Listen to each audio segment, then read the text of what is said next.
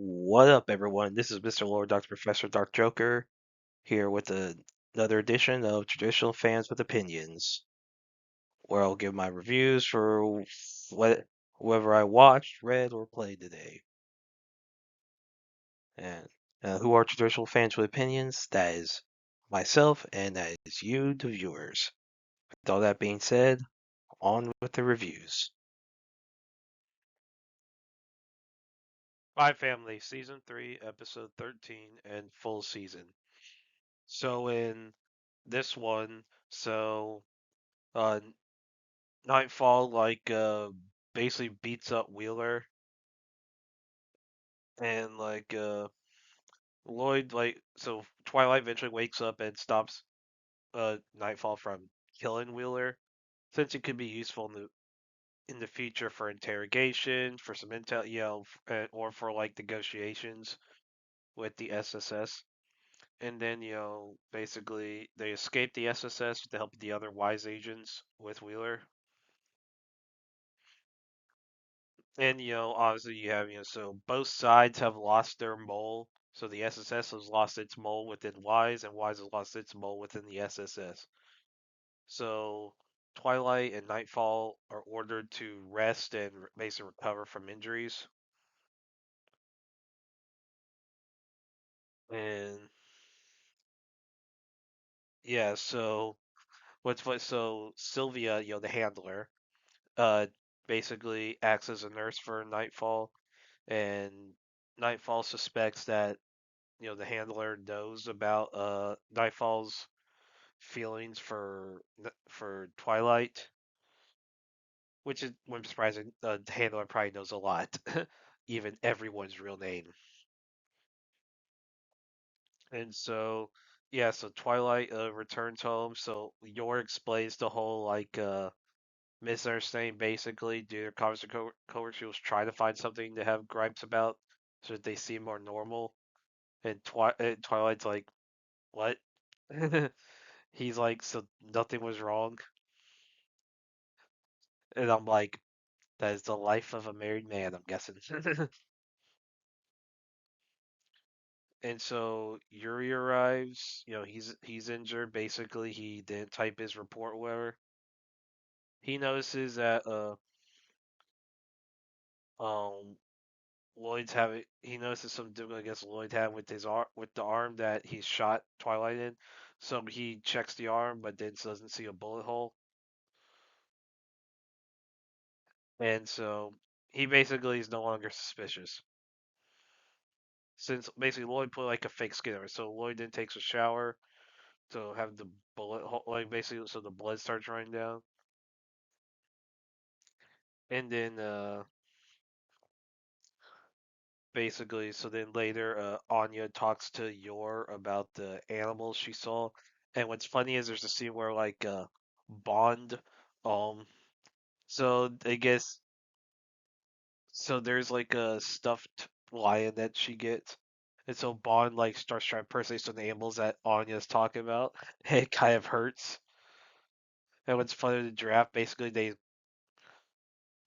basically wet his hair to where it looks like a giraffe. It's so funny.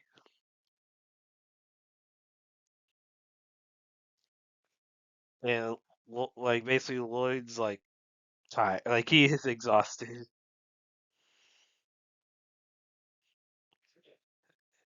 And yeah, so it's so funny. So yeah, I thought it was a good episode, good way to end the season. I hope we get a see. I thought it was overall a good season. I thought it was pretty good. The bus hijacking, obviously the Wheeler stuff, and everything between you're being drunk, trying to find gripes. That bit is funny. See, I thought this was a pretty good season. Hopefully, we get a season 4. Having read the manga, I think it would be pretty fun. But they may, they probably will wait a little bit to announcements for the manga to get going since it's bi-weekly. So it may take a little longer for season 4 announced that. But I hope we get a season 4 because I think it would be pretty good. Kingdom, Season 6, Episode 13, full season. So in this episode, it's focused on Wayne Ben, like his side of the battle, and like basically his group's victory. That you see, everyone recovering, eating what little food they have because there's an issue with rations due to like basically the battle is not against just Zhao's army, but also against their own supplies. Basically, like they have to conserve, so there's an issue with rations. And basically, Dao and Shin had to figure out how to deal with that without worrying their soldiers. So yeah, so basically everyone starts recuperating. That it kind of ends, basically it's like in the middle of a war. So like basically, honestly, there's still a lot of this war left. So it's giving, and thankfully we do have season 7 coming. I don't know when, but we do have it coming. Yeah, I thought overall this was a good episode. Ended right in the middle, but it's still good. They're ending. Good ending, and then yeah, thankfully we are getting more episodes later. And yeah, overall the season I thought was good. It's a very war focused season, which I mean has been the case since Lu Buwei is well dealt with. I mean, like Lu Buwei was defeated, like basically he was in prison where and now and then yeah, so you know yeah, so I mean so yeah, so basically it's mostly focused on the actual just the war and stuff, yeah.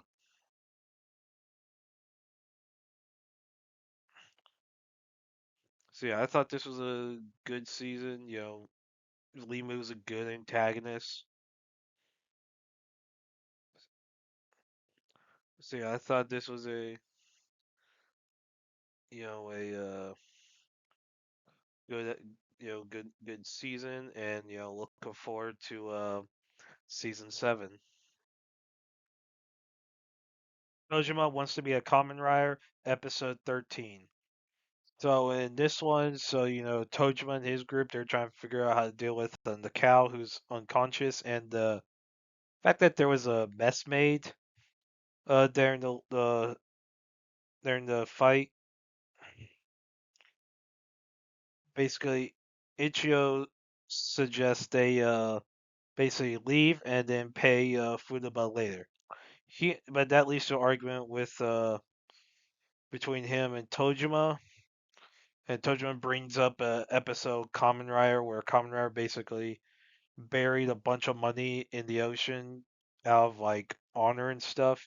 And it says that basically ditching, uh, basically that leaving, that not paying for damages would not be what a Kamen Rider would do. And so basically, and so Ichiro says, would any of them have left that money, let that put that money in the ocean? And basically, Ichiro runs away from Futaba, and Futaba chases him into like the woods, and basically they then Ichiro and Futaba decide to settle things in a fight. Ichiro tries to convince Futaba Shocker exists and killed their grandparents. Futaba says it was a bunch of robbers, and that basically the whole Shocker is just his imagination. And basically it's a big fight. And Futaba Ichiro wonders how Futaba got as strong as she did. Futaba says that she studied martial arts under Tiger Master. Basically, some cop who basically she wears a mask because to hide her identity because she like killed a bunch of gangsters and basically they want to kill her, so she wears a mask to protect her identity. And she got fired from her job from being a cop. And Ichio wins, like eventually wins the fight. Basically, he doesn't want to die against anyone except against Shocker. Furuba doesn't believe Ichio's claims about Shocker, but she's willing to acknowledge his strength, and she tells Ichio that they'll fight again. And so later, while she's serving food, she overhears Kumoda and his boss talking about a hit on Tiger Master. So Furuba goes to the dojo to warn Tiger Master, but Tiger Master's taking a shower. So when Kuruma shows up to kill Tiger Master, Furuba wears her mask to confront him, and that's how the episode ends. So yeah, I thought this was a good episode. The Ichio Furuba fight was funny. There was a lot of humor in it. Like the whole argument about where they should ditch or not in the ditch the pub. I thought that was funny. So I mean, this show knows it knows itself. Like it knows it's a comedy. It knows how ridiculous it is, but in the best way possible. So yeah, I thought this was a good episode. Looking forward to the next one. Interesting. I've not read the manga, so I don't know what happens of Futaba versus Kumoda. But interesting if Kumada does transform into his monster form. Digimon Beatbreak episode 13. So in this episode, so we have a meeting. It was like with all the 5 stars, still with the World Union. So it looks like there's like a Shangri-La program, whatever going on. I mean, obviously, yeah, you see all the 5 stars. Definitely some conflict there. Like that bit was interesting. So Hanada seems to be a potential villain. He seems cool, and yeah. So after that, so Glowing Dawn is sent to like basically deal with. There's like a bomb threat in the mall involving a bomb Digimon, and so Glowing Dawns they go there try to find. They find the bomb. Basically, the reason they're told by like ba- basically Secret Service, like the cops try to like examine their bag with Gekomon in it, but basically the special basically Secret Service tell this is a special case, we'll take care of it. And so they're told, and basically yeah, so Golden Dawn, and then yeah, so basically the Golden Dawn members they try to they find the bomb. Basically, they were told that the reason that the vaults have been evacuated is because if they do, they'll be detonated remotely. So in each of them, so so basically Tomoro, Reina, and Mokudo, they each come across some suspicious figure, and then yeah, and basically so basically in case of Reina, some guy hits on her, and Mokudo basically accidentally runs into some lady who he finds very pretty, and then basically Gekomon notices something about the person that Tomoro runs into. And so then after that, the timer goes out, and basically there's like it's not like a fiery explosion. There's like it's like some lights, and then basically the owner of the Digimon is like basically doing this because he basically does have a girlfriend. Yeah, and so yeah, that was interesting. And then so the Digimon its owner are defeated, but the group, so the three that each of the Glow and Dawn members came across, they're part of a group called Tactics. Basically, I guess very organized how they do things. They take the villains with them, and basically their boss gets on them for being late. They make excuse. They're waiting for. They thought most efficient way was to let Glowing Dawn defeat the Digimon, then they'll basically reap the rewards. Guys like no excuses. And yeah, so interesting. We have a rival, I guess, basically bounty hunting group that Globodon has to deal with, along with whatever's going on with the 5 stars. Like the 5 stars, I'm interested in what's going on with them. Like that scene was like it was like okay, some crap's going down. So I'm interested in how that's going. So yeah, I thought this was a pretty good episode. Looking forward to the next one. Blue Miburo, season 2, episode 2.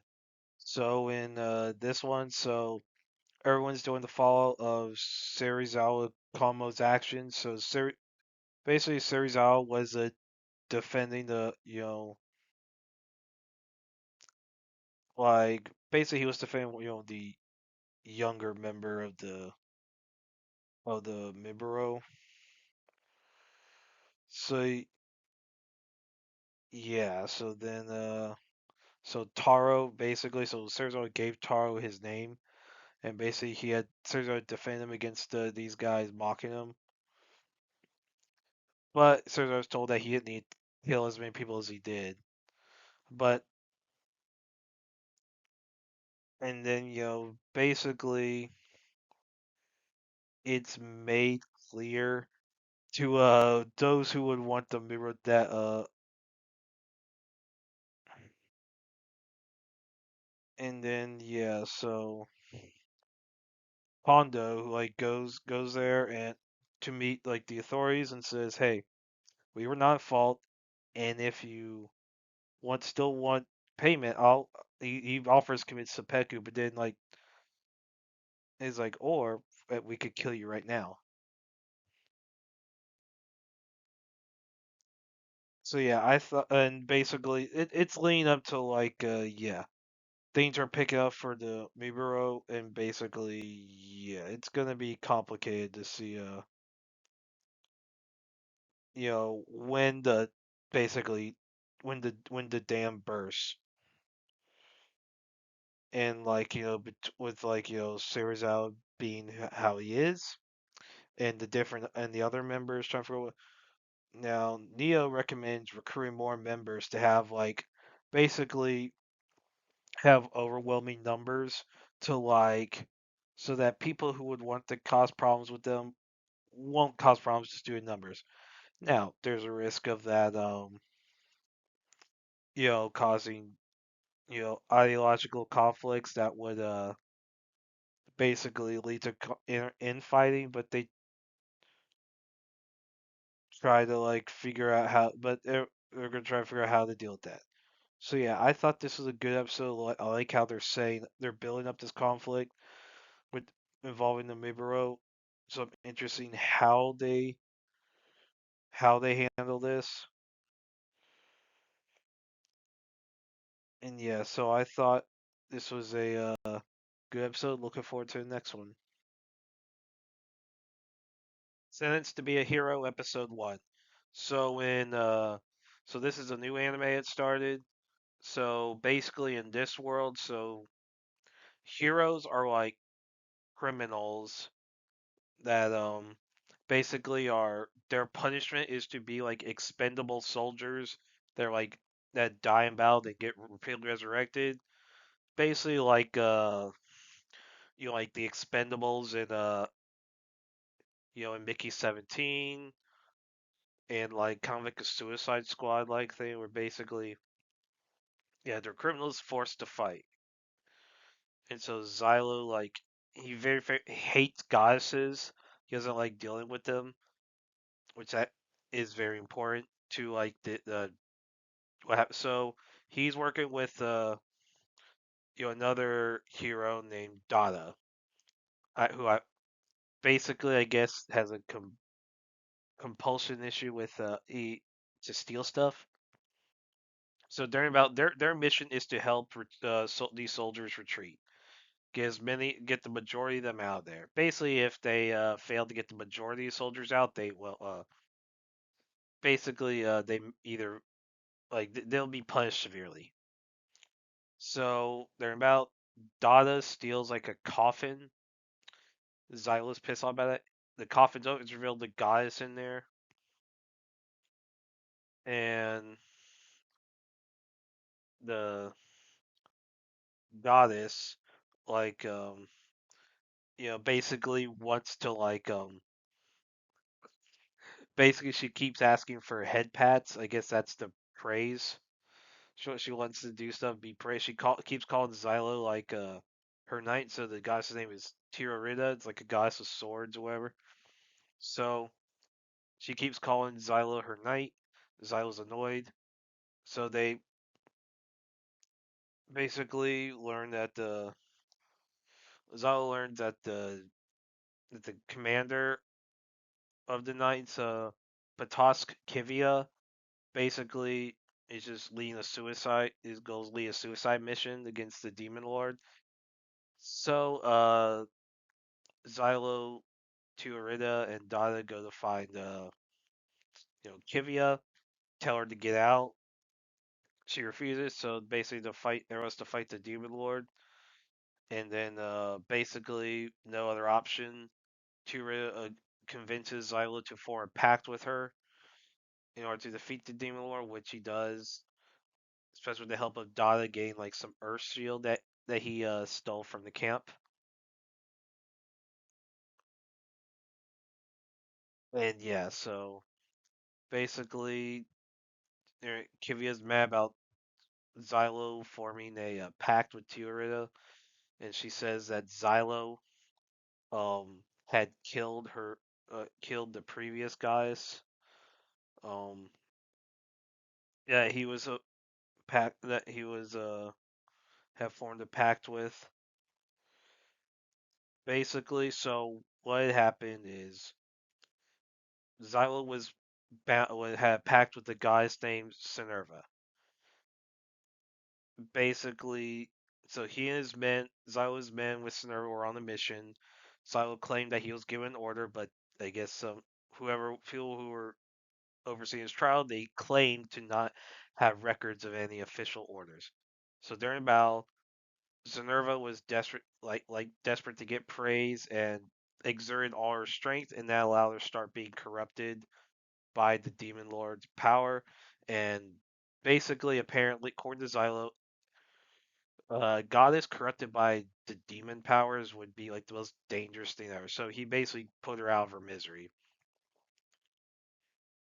and he didn't want to, but he basically had to.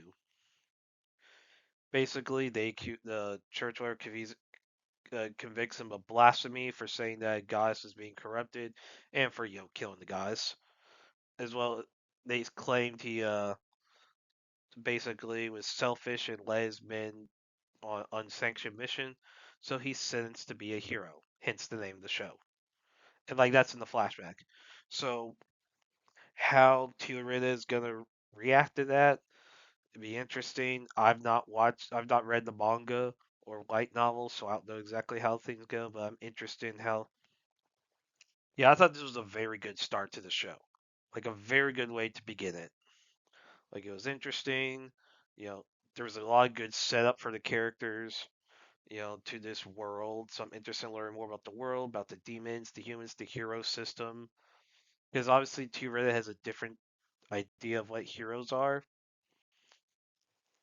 compared to everyone else. So I thought this was a very good episode. Looking forward to the next one. Cashero. So this is a show that premiered on Netflix a few days ago. So main character in this one is Kane Sangun. Basically, he works for the government. He's a civil servant. He's not good at managing the budget, and he lives with his girlfriend Kim Min Suk, who who has a high paying job and basically makes most of the financial decisions. Including there's like a flashback show, and I guess when they were like casually dating, she says basically if they're not gonna be official about their relationship, that they should break up. And he's like, okay. So basically, it's like they're like officially dating. Basically, it's for financial reasons. She is very pragmatic with a lot of stuff, and then she then recommends that they get married later, like in the basically. So there's some issues. There's like some reasons involving the bank loan regarding them getting married would actually help with that. And so Singun visits his parents, and his father passes on to him an ability that allows him to use super strength and have regeneration based on how much cash he has on hand, which does explain why his father has some issues with keeping money. And now with Sengu, when he uses the power, that superpower, the money he used to power it up disappears. So a lot of times when he gets large amounts of money throughout the show, he basically loses it all by using his superpowers. And he shows off his powers to Minsuk, and Minsuk recommends for him to not use his powers a lot, so he's very careful, which weirds a lot of people out with regards to how like slow he moves, how like he doesn't try to lift stuff because he will risk accidentally using his powers. Now, but when he sees a wreck on like a bridge and the bus about to fall into the water, he pulls the bus up and he loses like all the money that like his mother gave him for like he and Minsuk's wedding. Minsuk's not happy about the money part. And then when Minsuk's in a bank that's like on fire, basically someone who has fire powers like sets on fire. Basically, Sengun gets in there, evacuates the people, and saves Minsuk. But then when he's defeated by the fire person, basically he's saved by Bion Hoenn and Bane Unmi. So Hoenn can he can phase through objects, and his powers are based on how much alcohol he drinks, which has caused some health problems for him when he drinks. And Unmi has telekinesis, and that's based on how many calories she consumes. Now, as far as that, I don't know if it's like I don't know if it's something like Creati in My Hero Academia. So My Hero Academia, Creati, she could create objects based off like she eats a lot, and basically all the calories she consumes, basically she could turn to objects, and it helps her maintain, and the whole creating stuff helps her maintain weight. I don't know if the same concept applies to Unmi, where basically she can maintain weight by using her superpowers. I don't know if that's the case because and now unlike Creaty, basically she doesn't basically make a special poop because the whole joke in My Hero where the guy's like, wait, so basically you're making poop. That joke was funny in that show. Anyway, so Sengu reluctantly joins the whole Korean superhero society group that Hoenn basically is the self-proclaimed leader of. Basically, Hoenn's a lawyer. Basically, he keeps up with like different superpowered people, and so the group fights the Mundane Vanguard. It's a group of non-powered people led by Joe Wando that wants to steal superpowers. Now, they buy a lot of it from people with superpowers, and a lot of them have sold their power sim just to get rid of them because they are kind of the superpowers are actually kind of pain to deal with. So Sangwon actually considers selling it, and he actually infiltrates the group to get the whole facility to get evidence for Hoenn, and they stage like a conflict between them, between Hoenn and Sangwon. Now another issue is that Sangwon inherits his father's debt to a loan shark named Jeongja, who knows about the superpower. And basically he has to use Jeongja's help a few times to against the Mundane Vanguard. Now Jeongja ends up becoming Min Suk's employer when she gets a higher paying job. Now Wongdo's daughter Joanna and son Joe Nathan have their own motives regarding Mundane Vanguard's plans. Now Joanna's more on the side of Wongdo than Nathan is. Nathan's kind of like a wild card. And then so Nathan ends up stealing some electric powers, and he kidnaps Minsuk. Now, the electric powers he gets later. Anyway, so he kidnaps Minsuk, and Sengun has become a fugitive and conflicts with Detective Huang, who has the power to turn back time. And Huang has conflicts with Hoenn. So Sengun saves Minsuk and blows himself and Nathan up. And then drugs, mainframe superpowers, causes chaos throughout South Korea. Minsuk convinces Huang to let her rewind time and put money in Sengun's pocket to allow him to survive the explosion. But Nathan ends up escaping death as well. And that's when he gets the electric powers. Like he basically steals them. He kills Anna, and then basically he gets in his big fight with Sengun, and basically and Hoenn and basically Unmi try to help, but they're beaten. But then all the public throws their money at Sengun, who gets powered up by the money, and he defeats Nathan. And then mundane Vanguard's crimes are all exposed, and Sengun and Minsu move into an apartment with the baby on the way. So basically, Minsuk was wanting to tell Sengun something. Said once all is over, we'll tell you something. Once we went to the apartment, Sengun was like, "Hey, weren't you trying to tell me something?" Basically, was like, oh yeah. She gives him a card and it's a picture of the ultrasound. So yeah. So here's what the humor is very hit and miss. Like the humor is always like it's yeah. So then basically and like so, and as far as the show starts pretty mid, I was like, "Am I really going to finish this?" But I kept watching it. It actually does get better, especially when other people with superpowers start getting introduced, and they actually develop like the story, the villains and stuff, and how the powers work and what triggers them is cool. There is some humor that comes from it, like the whole fact he keeps losing money, and yeah, I thought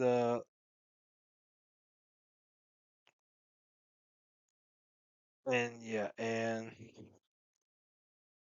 yeah, so basically then after and and yeah, so how the powers work is cool, and the story does get better. Like it actually gets pretty good. Like especially by the end, I'm like, I don't know if they're gonna make another season. I won't complain based on how it ended. I mean, it is funny where he's like, wait, how much money does it take to raise a child? And yeah, so I thought it was I thought it was good. I like how they developed the villains. Nathan was a cool wild card they threw in. Joanna was an interesting villain, and he had the Jeongja, like the bull mob boss. I thought she was cool coming in. Wong though doesn't really do much. He's very background, but I think that's kind of the point because the Monday Vanguard does try to keep things on the down low in regards to their operations. So it kind of makes sense he was a little background at times and let other people do things. Yeah, I've not read the webtoon, so I don't know how faithful this is to it. For the basic premise is the same, but some like they do expand upon things like basically his life with his girlfriend and the other like superpowered people, like the supporting protagonists, they're like added in. And I would say they are good additions, like compared to what I guess I've heard about the webtoon. So yeah, I thought this was a decent show. If they make a second season, I'll watch it. 100 Meters. So this is an anime movie that released on Netflix New Year's Eve. I wasn't able to watch it when it released in theaters, like in October. So yeah, so with this, so basically this is a track and field like story. So like your two main characters are Togashi and Komiya. Togashi like as a kid like had basically a naturally strong leg, so like basically he was able to run well. Basically, he was the fastest runner in school. And then he meets a new kid named Komiya, very shy, soft spoken. Basically, he helps Komiya learn how to run, get better running. Where Komiya basically he just obsessively runs. He doesn't have like the natural talent for it. He's just basically kind of like going on pure grit and stuff like that. And basically, Komiya wins like event at a school day, school sports day, like, and then and yeah, so the Komiya moves away like for family reasons, and then like in middle school, so Togashi, I guess it was like a nationally ranked track runner, but like he kind of like lost purse. The pressure was getting to him, and he had met this so named Nigami at like basically at like a for like a he met and then they raced. Basically, Nigami had like gone in a funk, and Togashi got in a funk, and basically they ended up going to a small school to avoid kind of avoid track. Then they basically end up join. So Togashi's recruited to the team, the local club, like in the school, and then he convinces Nigami to join, and then yeah, so they basically do some events. You know, they both like basically find their purpose again. Nigami loses to Komiya, who basically is like an up and comer, coming star at his school, which is the same school that Zaitsu, a famous track runner, went to. Zaitsu like holds like a bunch of records and stuff. So Komiya like he gets advice from Zaitsu regarding how to deal with like the mental stuff, and then like it allows Komiya to basically push through a lot of concerns and like basically become like one of the best track runners in the nation. Where he beats Igami in the event, then he beats Togashi, and then you see there's like a 10-year time jump to where basically they're all adults. So Togashi's like you know later in his career, so like he's kind of like not as fast as he used to be. So he barely makes the cut of I guess staying on with whatever company he's working with as a track runner. And so he gets advice from Kaida, who's like basically was always second to Zaitsu and a lot of stuff. And Kaido's advice helps Togashi push through a lot of his stuff and win some events. And, Komiya is very much up and coming, so Kaido, Komiya, and Zaitsu they're in the race. Kaido like is able to win. It's first time he's gonna beat and Zaitsu gets fifth. Komiya's like second. Zaitsu announces his retirement. He's kind of like I guess happy with he's satisfied with his career. And what Zaitsu's advice to Komiya is that like basically because Komiya's obsessed with breaking all of Zaitsu's records. And Zaitsu says that basically the when you get all the records and you're like alone at the top, it's kind of lonely. Basically, just as lonely as if you're in the back of the pack, if you're in last.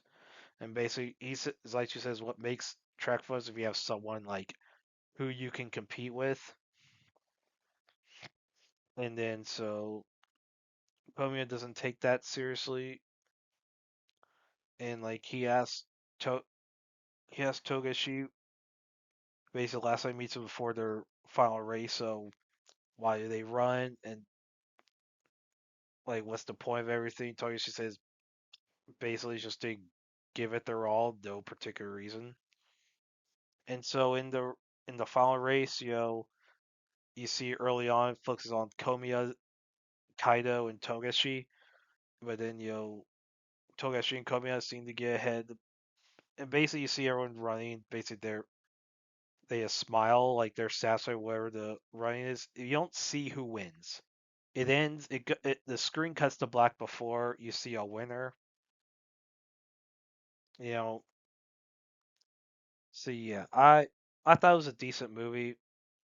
You know, like the animations are very wild in regards to like how like the characters move, how like there are times it looks like it's like a like a documentary or reality show thing. It's like there's like camera movements.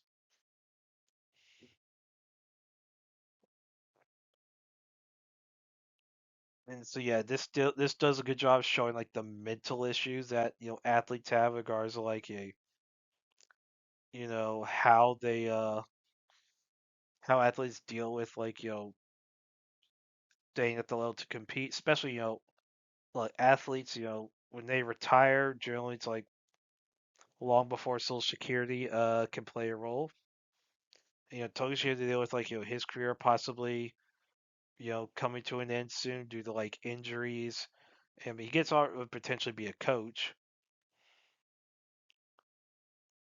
But yeah, but he have like all the characters,